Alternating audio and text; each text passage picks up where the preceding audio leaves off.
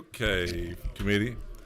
The audience will know we just adjourned just a few minutes ago, and so there's at least 7 different meetings going on right now. People in desperation to pass their bills out of committee, and I know some of our members will be going in and out. And so this is a follow-up, to Vice Chairman McDonald's bill the other day, which has gathered lots of attention, to tell you the truth. And it's just it should. I know all parties are letting us know their issues and what they think and ideas, and I sure appreciate it. But what I thought would be important today is have Meg Perkle, who will come up in a minute. Go ahead, come on, bring your sidekick with you. And well, you're the assistant chief engineer. Is that the right name? Is that his title? Deputy. Okay. And we'll let you introduce yourself. But I thought it'd be good for the members and those who are not here. I told them, hey, we'll go ahead and have you, this is always videotaped so that you can learn about it. Because I think we need to know from Meg, how this process works, and if she has any insight into ideas that we can do to correct it. If you have any questions on the bill that's on the table, you need to direct them to Vice Chairman, because that's not Meg's job here today to do that part. So, Madam Chief Engineer, all right. The floor is yours. Thank you so much, Chairman Jaspers and members of the committee. Thanks for inviting me to share my perspective. I do think there was a lot of debate last week on this bill, and there might be some misconceptions about what the real problem is as I see it. So the committee heard testimony last week regarding House Bill 1342. Yes. Is that better? Okay. We believe that Chairman McDonald is seeking to solve a very real challenge of project delays. I know he and many of you and your constituents complain to us about how long projects take, especially when they see no activity on a job site. For reference, we have about 600 active construction projects, and about 10% are experiencing delays due to utilities. But keep in mind that the delays are not on the resurfacing projects, they're on the big projects. My goal today isn't to critique or opine on the specific language in the bill, but to help the committee understand the technical bottleneck we are seeing with utility adjustment schedules. I'd like to build a shared understanding of what Chair McDonald has experienced and is trying to address. To understand where we are, we should look at where we started. In 2008, Georgia changed the law to create a utility coordination process that became a national model. It was developed with buy-in from the contracting industry, the utilities, and GDOT to address delays in project delivery. GDOT updated our Utility Accommodations Manual, that we call the UAM, to reflect these changes in the law and set forth a process for utility coordination throughout the project development.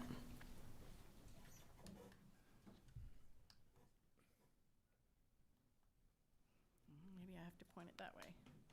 I'm not sure. Okay, thanks. The logic was sound. Utilities provide their best estimate for relocation, the utility adjustment schedule. GDOT includes the utility adjustment schedule in our permit with the utility to perform the relocation work on the project. It's worth noting that GDOT does not have contracts with utilities, but we have permits with them to perform the work in the right-of-way. GDOT provides these utility adjustment schedules to the highway contractors for information when we advertise our projects for bids. Highway contractors develop their low estimate for the projects and coordinate their work around these schedules. A buffer was built into the law. If a utility falls more than 20% behind on their own utility adjustment schedule, there is a mechanism for the contractor to recover damages. Foundationally, this is built on a basis of realistic, predictable schedules. So you can see on this slide, and you do have printouts because I know the text is pretty small, it shows the entire process during pre-construction that we go through to have utility coordination. It starts We start with quarterly meetings that we have with utilities to talk about upcoming projects. Then as we're developing a project concept, we are working with the utilities to have a survey of everything that's out on the job and develop what could be impacted, and utilities are invited to the meetings as well. As we go through plan development, we work with the utilities. We get the locations of their existing utilities, and that information is exchanged all throughout preliminary plans. And then they're invited to our preliminary field plan review that we call the PFPR. And at that point, everyone involved looks at the project and makes comments on the preliminary plans. From there, we go into yeah. Okay, well, we're going to kind of go and stop. Okay. If it's all right with you. Sure. Because if y'all have any questions, go ahead. I want you to kind of, if you have a question, go ahead and light it up for me so I'll know. But we'll just kind of go and stop. Okay, sure. Could you just step one back for me? When you tell about the utility schedules given to the contract, to the utilities by GDOT, and they fall 20% behind, then you said there was an opportunity for... Yes, the current law states that if they fall more than 20% behind in progressing their schedule, the utilities, then the contractor has an opportunity in the current law to seek damages, and there's a process they have to go through. Okay. And to have, like in the 600 projects, Meg, that you've got going on, 10%, like I say, I wrote down are in conflict, so that's 60 of them. Are any of those being addressed? I mean, they're 20% or more behind. They're experiencing utility delays to various degrees. Yeah. Yes. So of that 60, or how many of those are the contractors going back on the utilities on? I'm just curious. I don't If you know that that, off I the mean- top of my head. Do you Yeah, know? it's a much smaller percentage of that. I think a note to make here is, at 20%, the intent is not to collect damages, it's to recover that schedule. Yes. So where it's tripped that metric, the reality of us taking note of that is the industry saying, we're all falling behind. We need to get caught up. Gotcha. Up to your question, Mr. Chairman, the smaller portion that actually rises to an effort to try to recover, I think of that, if we say that's 10%, that's probably a fraction, 3 to 5% maybe in that ballpark. Okay.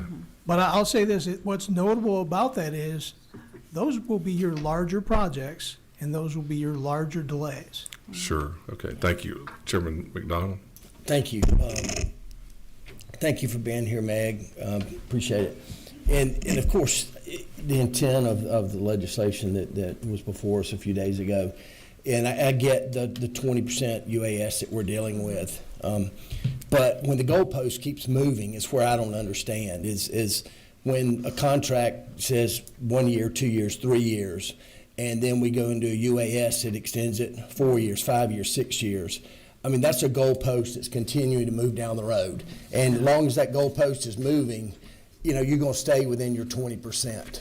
And I'm looking for something and some advice from y'all as DOT, as a person that manages these projects, that lets these contracts, is I want the goalpost to stay at the end zone. I don't want it behind the stadium. And so that's where I'm trying to understand is why, when we develop these contracts and let these contracts, why aren't we, if there are UASs in it, put those in the contract and say, if it needs to be a 4-year contract, let's make it a 4-year contract. Look, I mean, we got some smart people in DOT. We build bridges and big roads, and I want to see how we move projects with all this money, this $4+ billion that we're going to be infusing in the state of Georgia over the next few years. This is important. I mean, this is important to the taxpayers, that they're getting the return on their investment in these road projects, and not these drawn out goalpost movements that I think we're dealing with right now. And I look at DOT as the coach here, or the team owner, however you want to look at it. Is y'all as DOT have got to look at these contracts when you design them. Is, hey, let's figure out. Okay. Let's pause. All right. Okay. So, thank you. I'm sorry, but No worries. yeah, yeah. Thank you. So go ahead from Sure. where we're at. I think she might answer some of your questions, yeah.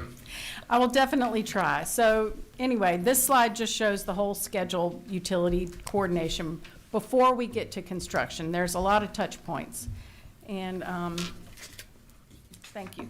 The red box there is the circle around the time period we have to negotiate the utility adjustment schedules. Utilities give us their schedules. We've got to give them final plans so that they can, work around what our final schedules are going to be. And from that point, we have an opportunity to negotiate with them and escalate the process if we disagree with their schedules. But you can see there, it's a very brief window. We have a project we're trying to get to advertise for bid, and we've received this information from the utility, and then we have a very short window before we need to certify the project to the Federal Highway Administration to obligate federal funds to advertise the project for construction. And you can see here, these are the steps that are built into the current law for escalating the current a utility schedule that we disagree with.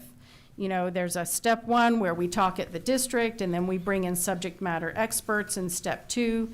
And there are timelines in the law associated with each of these steps, all the way up through full mediation.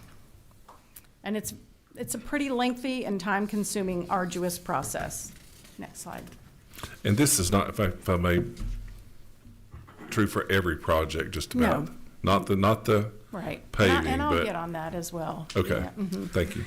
And then the last slide just compares our utility accommodations manual to state law. And basically, for the topic at hand, it shows that the law, what the law says and how we clarify it in our manual and in our process. But the law does not give GDOT the ability to require realistic schedules that align with the roadway contract time without compromising that let schedule due to an arduous mediation process. So, and you can go ahead and click to the next one. What started out as a working process now has become a real challenge, and we've noticed a shift. Because there is a potential financial risk to the utility if they fall behind, it appears that the natural response has been to submit increasingly conservative, long-duration schedules. So to avoid the risk of damages, some utilities are submitting heavily couched schedules and padding their timelines so significantly that it is nearly impossible for them to ever be 20% behind.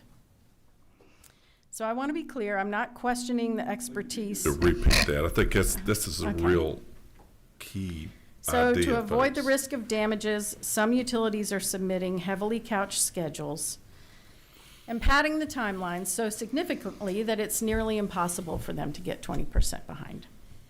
That's the problem. So I'm not questioning the expertise of our utility partners. They know their infrastructure better than anyone. However, we're seeing a credibility gap here. And how do I know there's a credibility gap? Because we see it in the field. Because most of the time, the utilities are beating these long schedules by a long shot, by very significant margins.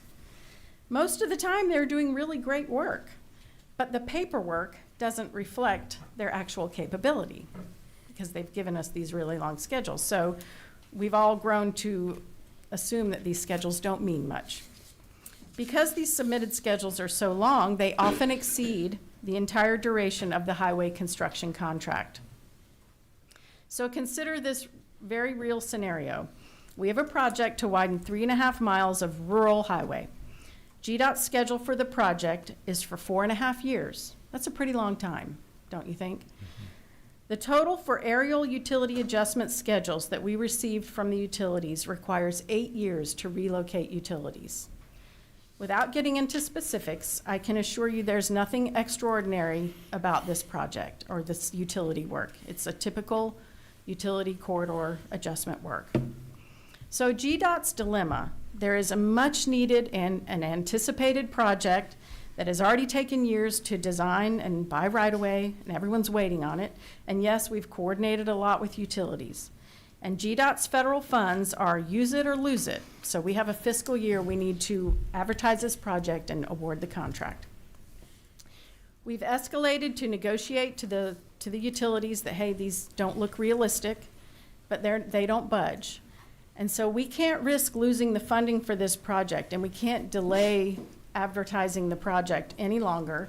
So we proceed with advertising for construction bids, and we provide those long utility schedules to the contractors. But we don't have time for a lengthy mediation in this process. The contractor's dilemma is that when a contractor bids on a project, they are bidding to work for GDOT as the owner, as the project owner. And they see the utility adjustment schedules included in the bid documents that are there for their information, and they are longer than the construction schedule that we've put in the contract. But they move forward anyway because they've seen what usually happens in the field. They know the utilities aren't going to can beat those schedules. And they have to trust that through good coordination, the utility will finish the work earlier than the utility adjustment schedule, because they usually do. And so they have to regard our schedule as realistic. They're bidding on work, and our schedule is what we're going to hold them to.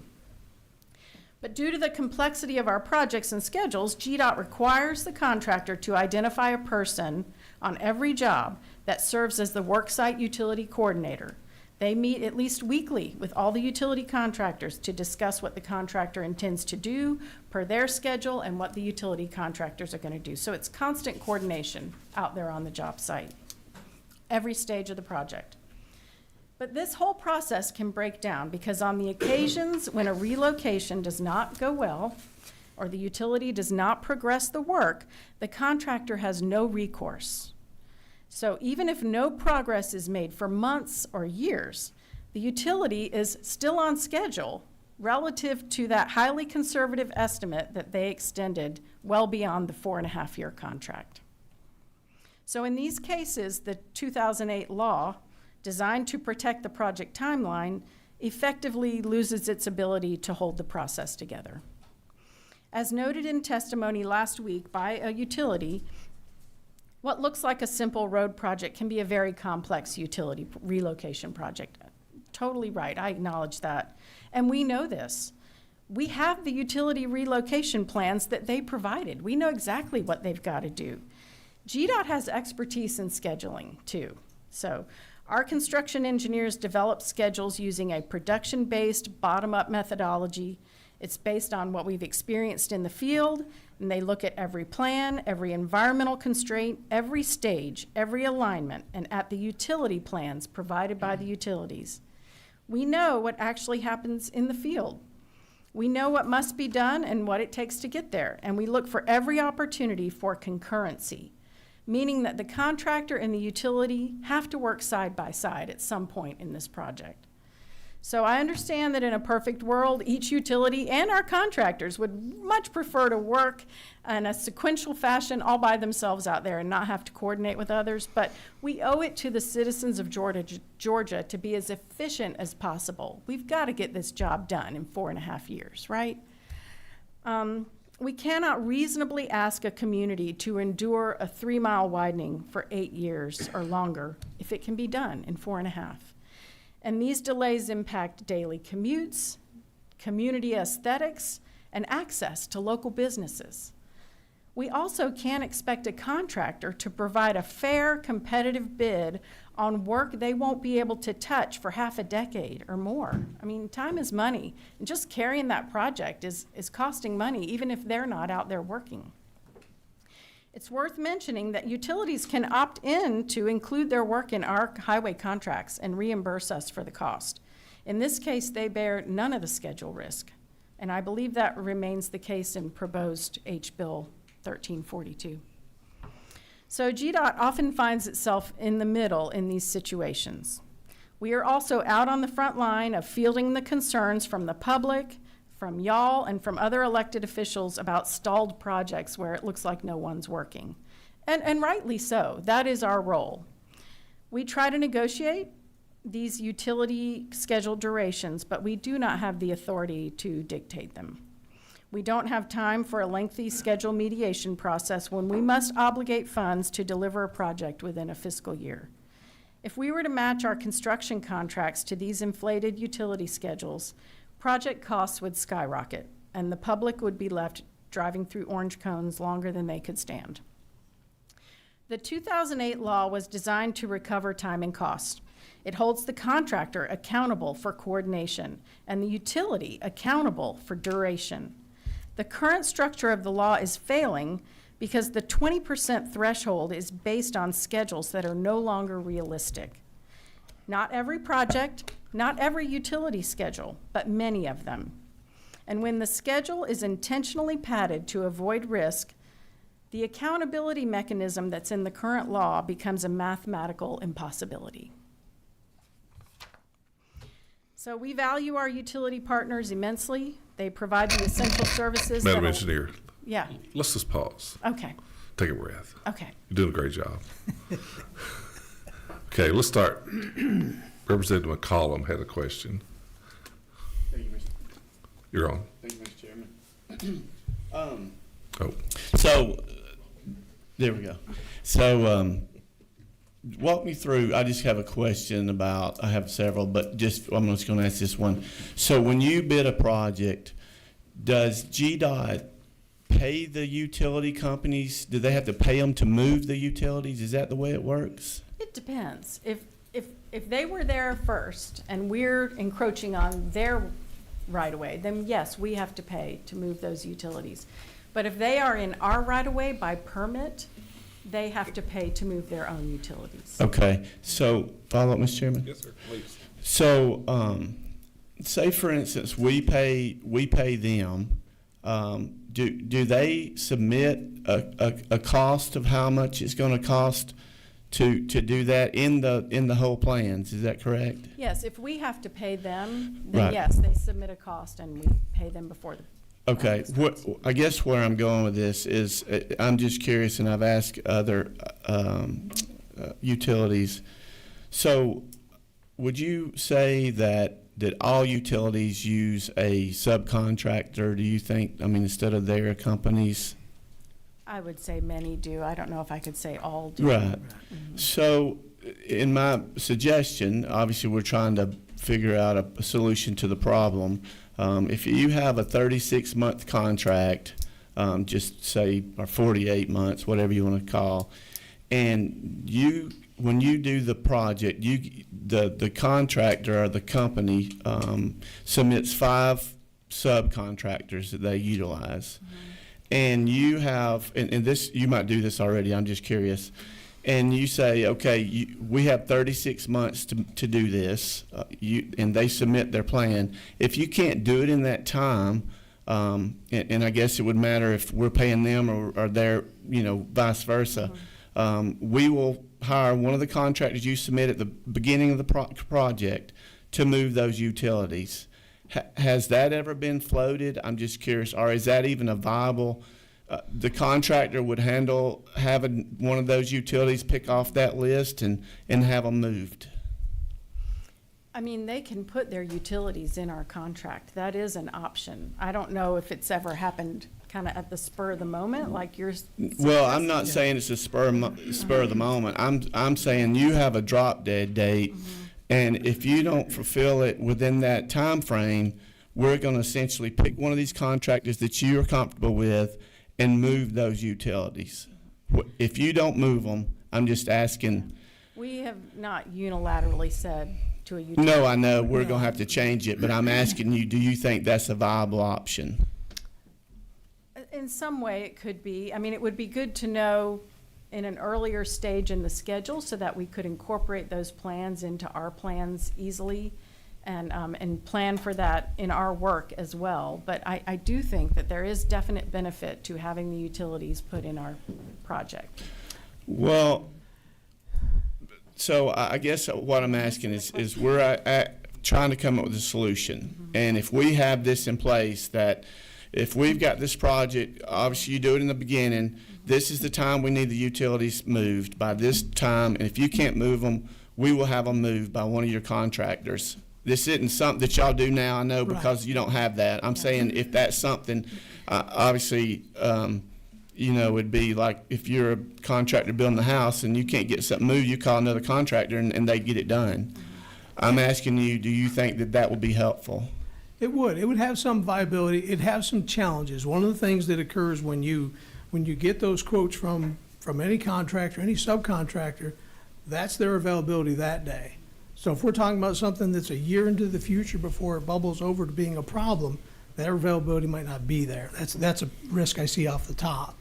But I think in terms of having a pre-approved list to go to say subcontractor, contractor A is not performing, it would. The challenge for us is we don't hold that contract with that utility subcontractor. That utility owner does. So it would really be quite a change to put us in a position to take that away and select who's going to perform their work. Well, they would give you a list, and like I said, this is all conjecture because I'm just trying to come up with a solution. They would give you a list and say, hey, in the beginning of the contract, this is the ones we have, and they would have to know ahead of time that if they don't fulfill their obligation to get it moved, this is who we're going to use. That way they're not utilizing somebody they're not comfortable with, but they have to know that it's going to be moved by somebody. I think we could definitely explore. I think, yeah, that is one thing we can explore. Thank you. Who's next? We have here Representative Clifton. Thank you, Mr. Speaker. Mr. Chairman, I have a couple different questions, if that's okay. Oh, absolutely, please. So you actually just answered this, but I want to clarify. So the utilities do not answer to GDOT. They answer to the utility provider. So the pole answers to Georgia Power, to the EMCs. Is that consistent? Their contractors do, yes. For us, the idea of being under our permit, so they're in the right of way by permission, that saves the taxpayers the money of not being on private property. That agreement is if we ever make you move, it's at your expense, but it is their contractor to them only. Okay. Another piece that you added was that we don't have time to, mediate kind of these schedules and stuff. But based on this pre-construction utility schedule that I see, my rough math is almost a year between the first utility submission. You have 17 weeks till you get to the milestone, then another 24 weeks till you get to the next milestone, then another 22 weeks, we'll call it 11 weeks till you get to the GDOT utility certification due in federal funding. To me, under this first utility submission plan, we ask for a duration. If that duration is unacceptable to the project, we tell them that. This is unacceptable. This doesn't work. Here's your duration that you're going to need to fall within. If you can't fall within that schedule, we will go out to market and we will find the contractors that can fall within that schedule. So we receive their schedules down at the bottom in the red box. That's where we receive their utility adjustment schedules, right above that.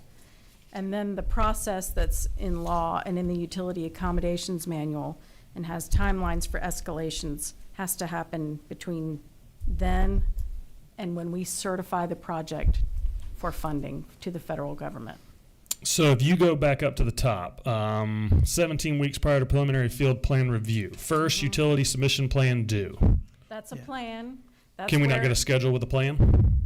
It doesn't come with a schedule at that point. It doesn't. So at that point. Is there an issue with that, getting a schedule at that point? We know enough about it. It doesn't have to be, it's not a contract schedule. This is a schedule that we're going to start with to determine how y'all feel you want to handle this moving of utilities is going to work with our project or not. That's another spot to enter.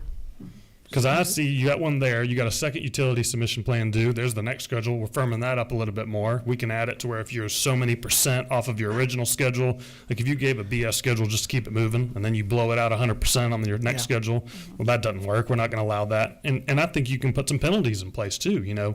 Contractors have liquidated damages when they're late. We hold a schedule. We set the schedule. It's their responsibility to provide to respond to that schedule. Yeah. And I think it needs to be fair. We're not saying y'all got a week to get this done, but the contractor can tear a road out, scrape the road, bring in or grade it, bring new rock in, all with rain as everything's happened in a shorter time frame than people can put in a new pole and then move across and then put back on. I understand it's different. There's a lot more things, a lot of unforeseens. But those same unforeseens are also being held to the contractor at the same point. He doesn't get any ability when he's long or late. And so I think putting more underneath y'all and GDOT is the answer. Maybe we put these utility durations and under y'all to hold them accountable. I would say if we were to get them earlier, that would facilitate a lot of resolution. I think that is true. The only thing, and I don't want to speak on their behalf, but I would imagine that a point they would make, the utilities would make, is some of that engineering at that first phase is preliminary, and it may not be designed out to a level to give you a hard number. I'll give you a number, but it's only as good as my preliminary engineering. I still think it's a valid area to explore, but I think just to give that color, I share that with you. And you could do the first ones plus or minus 30%. You know, you got a 60% swing either way of which you do it. You know, it still needs to be some realm. Budget can't just be pie in the sky. Yeah. But you give some sort of large, and then again, that second one, we tighten that up a little, and we tighten it up a little, and then we get to what we can actually do. So, thank you, Mr. Chairman. Thank you. Representative Cox. There you go. Thank you, Madam Engineer, for being here. So hearing what Representative Clifton said and what we've heard thus far, and then what you've also mentioned, give me the solution. If you were writing the solution, what is it? That is our job. Yeah. I mean, I think we can get their, as we go through this, get their opinions and things that they can do. But I think asking them for a solution, that's our job. I understand that, but I want to hear what they're thinking so that it will help us in doing our job and what she views as her engineering perspective. Sure. If they have, I mean, that's, If you don't, that's fine, but recommendations. How and I about that? think too, Representative, we're in the very beginning stages of trying to figure this out. I think we got the bill a week ago. I know they talk about it a lot, but I think we're going to give them a little bit of grace in figuring this out and helping us figure it out. I mean, Go we ahead. need the legal ability to limit excessive schedules. I'll just say that. Yeah. That would be a solution. Okay, follow up. Sure, please. Can we create schedules where the highway contractor and utilities have to be on the same date, finish date? So that those two align and it's not two different things going down two different roads. I think that's where we're all trying to get to, and that's to that point of, if again, we haven't really spoke to this, but the idea of if that UAS is so disproportionate to reality, and when we've looked at all the history shows it takes to do the work, what's been performed in the past of that project, we're still going to set an aggressive date to get out of the public's way.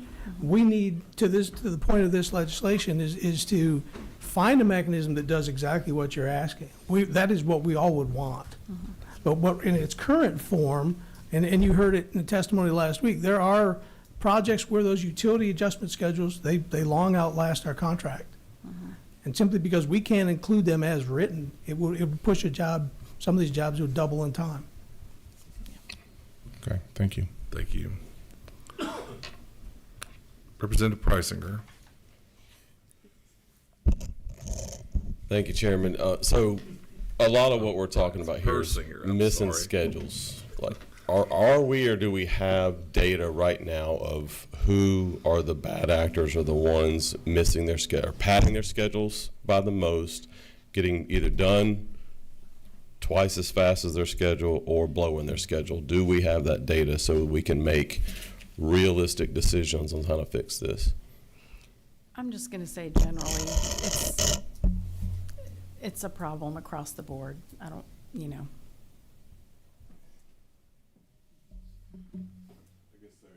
I'd rather not. Okay. Sure. Number 23. There's McCollum. Yes. There you go. Thank you, Mr. Chairman. So I'm going to follow up on Representative Preisinger's comment and say, I have to apologize. It's not Preisinger. I have a friend named Preisinger, and you two are my friend. It's Persinger. Sorry. so I know DOT's big on data. I mean, I know y'all keep everything. And so are there a report that you could give this body that would track, on projects in the past that, what utilities held up a project? I know y'all don't say it out in public, that's fine, but I know y'all keep the data. So if you have XYZ project, and it was 36-month project and it took 8 years, what utility held that up throughout the state? Is that something you can provide us? We do have that information. Okay. Is that something, okay, Mr. Chairman, they could provide us? I'm sorry. You do have that of it? I mean, for a specific project, we could gather that Oh, yeah. information. I don't know that we readily have a query that we could run and pull right. that data. It's because it's with each project contract. Yeah. Follow up, Mr. Chairman? Sure, please. So I had talked to a company that provides power, I'll leave it at that, and I spoke with them, and they have tickets. I don't know if y'all have tickets out. They had said they had 3,500 tickets out that some utility needed to be moved off their pole. Is that something that y'all have as well?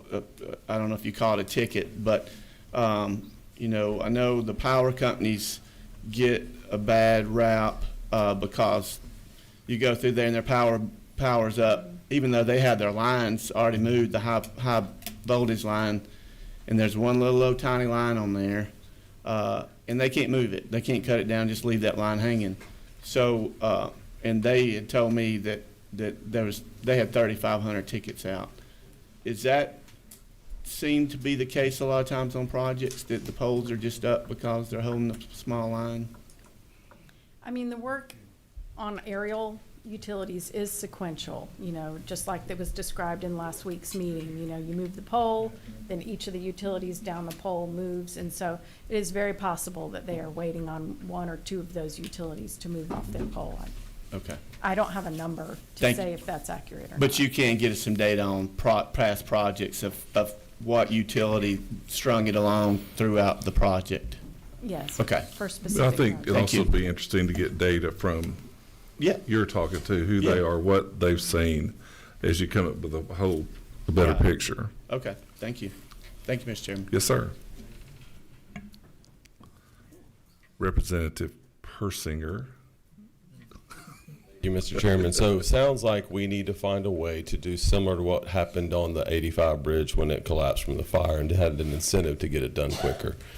So we need to find a way to set goals for the utilities to move. I mean, if we've got to incentivize them with extra pay, if we're paying, if DOT's paying to move it anyway, Usually I they're mean- paying. If they're in our right of way, they are paying to move. it or as we've their got to start platform. billing them for time, because that's what we're talking about. Time is money, and they're blowing everybody's budgets, interest carry, project costs are extending because we're going longer and prices are increasing. So one way or the other, we've got to either reward it or bill it for lost time.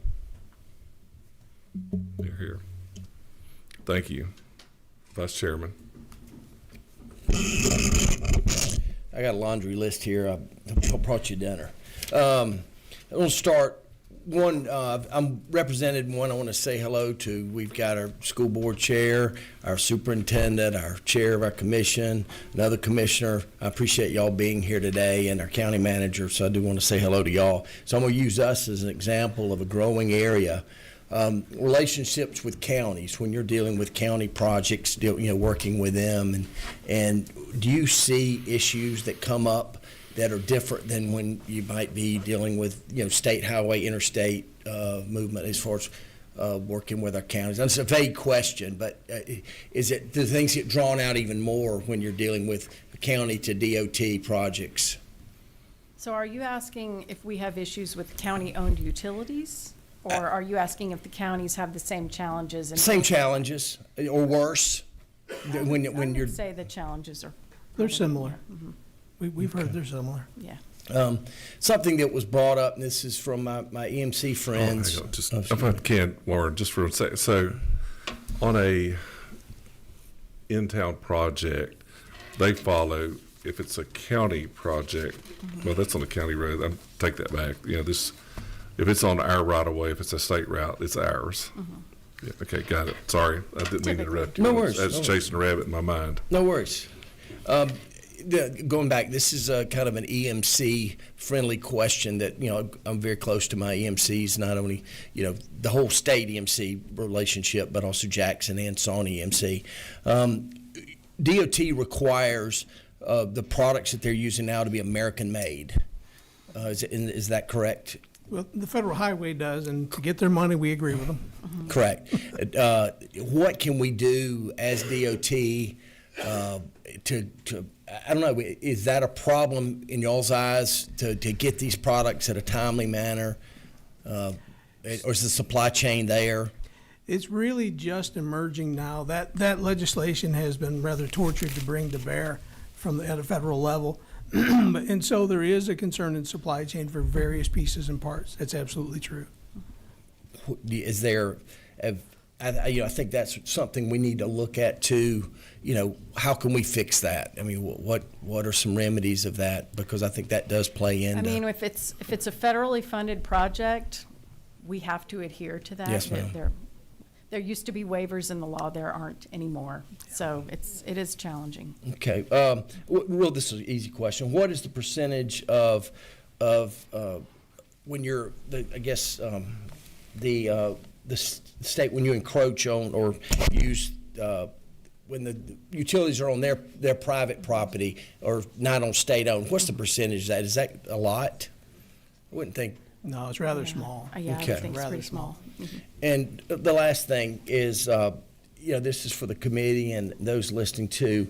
As we look at these contracts, that we do a 3-year contract, and then we get into the UAS of this, I look at the cost of moving these utilities. That variable is very small.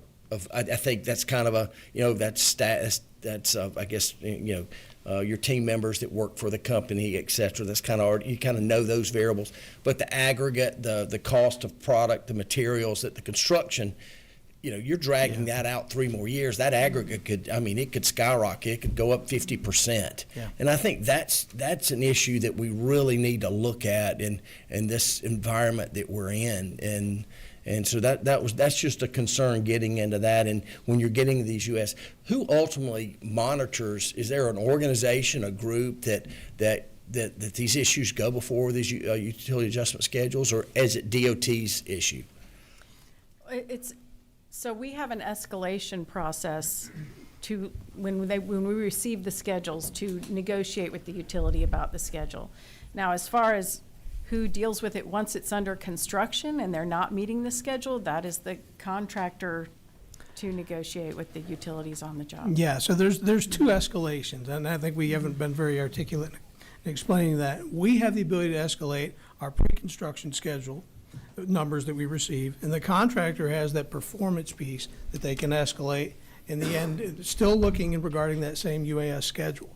But to Meg's point, when you have, and to your very point, if the commodity has changed in that period of time and that schedule's pushed because of that utility, that is the ask from the industry back to those utility folks. Okay. So there's not a board, y'all are the determining factor dealing with that. There's not a utility adjustment schedule board that you can appeal things to or anything There's not. like that. It is strictly DOT. The legislation. Or to Okay. mediation. Yeah, Okay. Yeah, the legislation puts that process in our hands. Ultimately, that last step being mediation is not in our hands. But we do monitor, to your question, in terms of the efforts to recover schedule, to validate the claims made by either the contractor or the position of the utility. We do have an internal process for that, staff for that. It is a standing committee, but there's no outside entity that looks at that. Okay. Thank you, Mr. Chairman. Mr. Mathis. Just a quick question. It's probably just for these other folks, a lot more knowledgeable than I am. They probably already know this, but how do you handle the difference? When you got a utility that runs behind schedule and that sort of thing, how do you handle that versus a contractor that's doing the actual building of the road? If the contractor is behind, how do you penalize or work together with them to get it moving? Meaning it's not the utility's fault, it's the contractor's fault. Yeah, So within the rules and regs that have been promulgated, the contractors have to keep their projects within 15%, not 20, but 15. If they have two or more that fall outside of that, or greater than 15% behind, they're at risk to be able to bid another project. We can pull their pre-qualification, and they will not bid anything else till they regain those schedules. Does the same apply to a utility or? No, sir. And of course, the contractor can also incur liquidated damages. At the if very they are- end. If they are behind schedule. Yes. And unfortunately, we don't like to do this, don't want to do this, you could progress it to a default, and the surety would complete the project. Yeah. I was just curious if you would hold one to one standard and one to the other standard. I didn't know how we could. We don't hold the contract with the utilities Yeah, yeah, contractor. Yeah. Even if they are paying for it or not paying for it, if you have to pay for it, That's correct. Yeah, the only way that it would come back to our oversight is if the contractor is performing that work under agreement to have it included in our contract, then they would be responsible for that as well as any other work they're doing.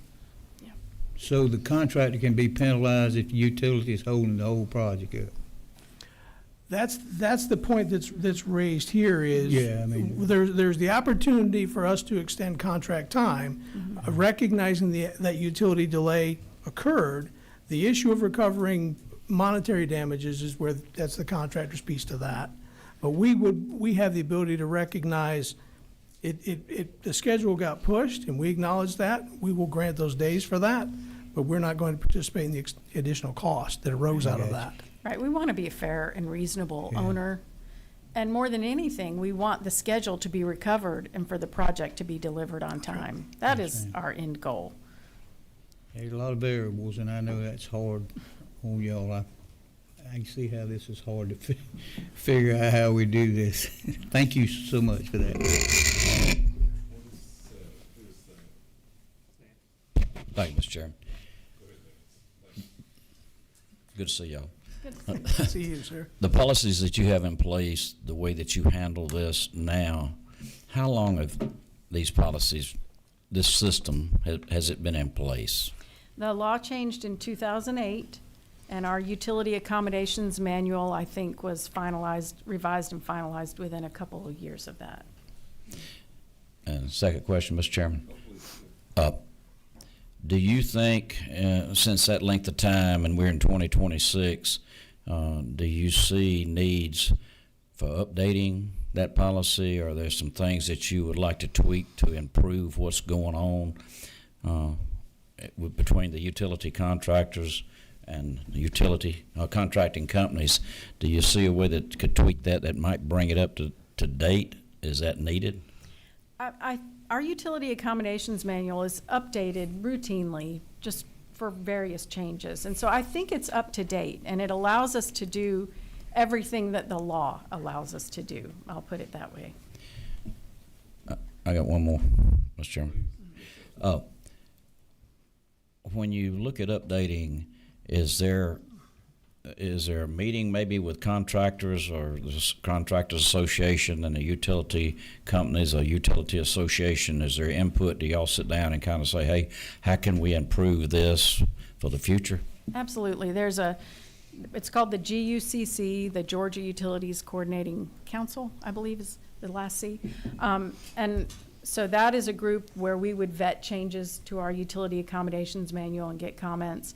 And then, of course, we meet quarterly with utilities in every district to talk about changes to the manual, changes to process, changes to federal law, as well as all of our projects that are coming up, challenges on projects. It's an ongoing coordination because these are very complex issues. Okay, thank y'all. Thank you, Mr. Chairman. Meg, on that GUCC, are the highway contractors, Yes, sir. are they who all's part of that? I mean, All the utilities, 811, GDOT, I believe some local governments. I may be missing some folks, but Sure, it's okay. a big group. okay. And they meet how often? I'm not did you say sure quarterly? how often they are meeting, but I can find out. They used to meet very regularly. I haven't. And I did I'm see not the aware of book, the their current- manual you were talking about is about 2 inches. 2.5 inches thick. The Which y'all work accommodations from. manual. Yeah. Who else? Who next? Representative McCollum. Thank you, Mr. Chairman. So I'm going to follow up on Representative Mathis's question, and I'm not advocating for this, I'm just asking the question. So if you had a contractor that does projects and they're late all the time, you know, they have several projects and they're late, they don't do would you eventually suspend them? They just wouldn't get any contracts? Yeah, we would, again, that process is progressive. We really want the recovery. We'd rather people stay in business and succeed at it. But it does ultimately have a lever that brings it over to who bonded the project to get it built, to get it completed. Okay. And we have suspended Right. contracts from bidding on new jobs. So follow it. Yes, sir. So do contractors have to, utility contractors, I should say, they have to come to DOT for permits, is that correct? I mean, all throughout the state? Our permit is to the utility. No, I'm not talking about a project, I'm talking about period, like if they need to put up a pole on right of way. Unrelated to a project. That's right. Anytime they want to get something in our right of way, the utility comes to us for a permit. So and if then they want hire a to, contractor if they to want to do the work. dig in the right of way, put up a pole in the right of way, anything, they have to come to DOT for a Permit, yes, permit, sir. correct? Okay. So I'm just thinking, like I said, I'm not advocating this, I'm just asking. So if we have a contractor that doesn't fulfill their obligation, they don't work for DOT any longer. So if we have utilities that are not fulfilling their obligation, they need permits to work in the state of Georgia. Is that correct?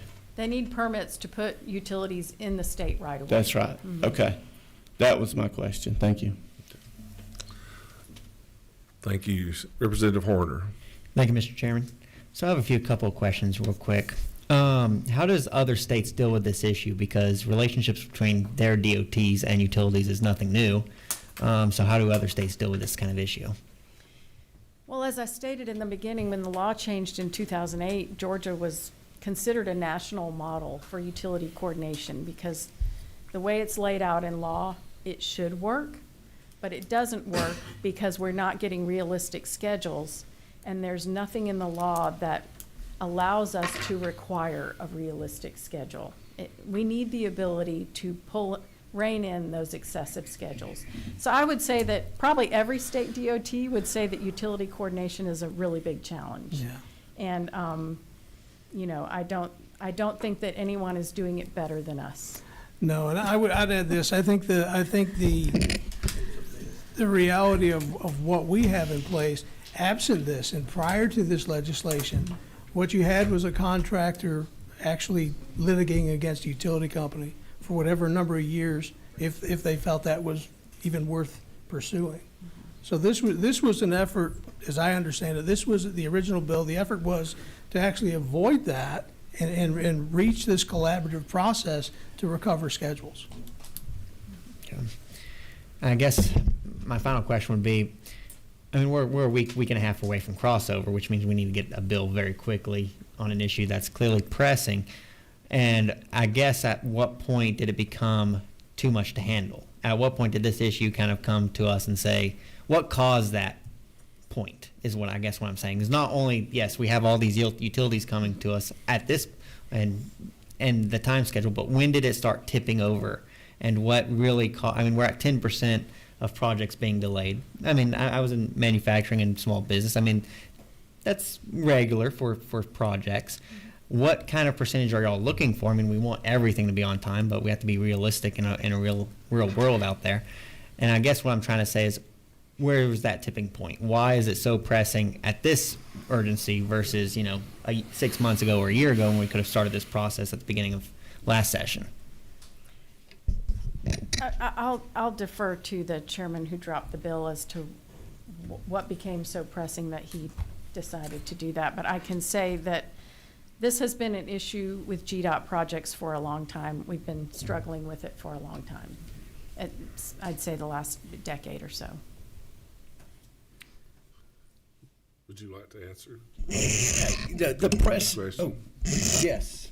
The pressing issue is knowing what you as a legislature and our General Assembly is about to put invest in the state of Georgia, knowing what's about to be invested up the 400 corridor, which selfishly, there's a place in there that I do represent and proudly. That with that money that's sitting in a bank right now ready to be used, that money's not only for the 400 corridor and the toll road, it's for 5 miles on either way that can be diffused into the communities up that 400 corridor. And of course, that's going to get into a lot of infrastructure being moved. And these delays, it's going to, driving down 400 now is hell. Now add all that and people trying to get places to work. That's why this came about.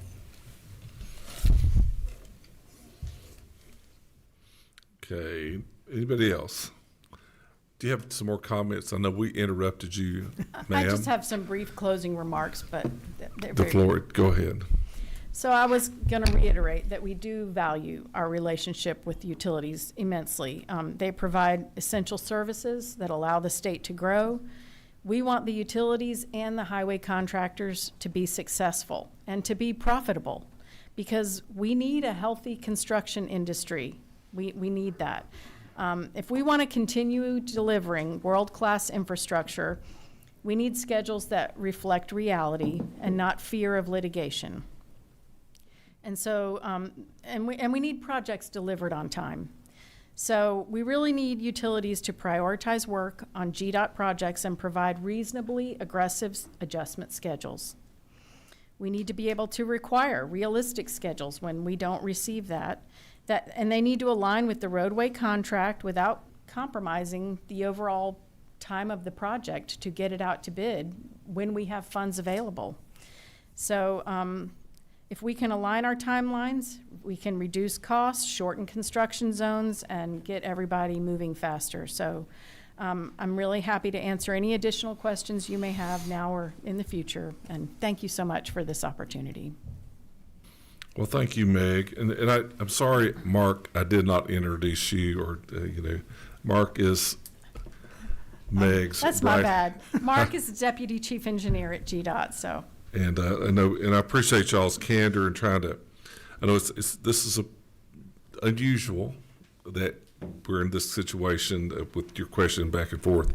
And I appreciate your, and I think members, at this moment, our goal is to try not to pit one another against each other in this, because these are all our friends. I was thinking about it just as you were closing. All the people in this room that are behind you and that we're facing are our friends and trying to work. And you said it very eloquently. Your goal is to get projects finished on time for the public. And there's just a breakdown. And to answer Representative Cox's question a minute ago, I believe if you listened to the gentlelady, she said need the power to create realistic scheduling. And I think you answered that question. I just want to come back to that. So I encourage a conversation. We're running out of time. I don't know if they count the meeting after us as canceled or not, but encourage a conversation with the bill sponsor, myself, any of the members, and we appreciate everybody's time. Anybody, any more questions for the committee? See none. Okay. Meg and Mark, thank you for being here. Thank you so much. Adjourn this meeting.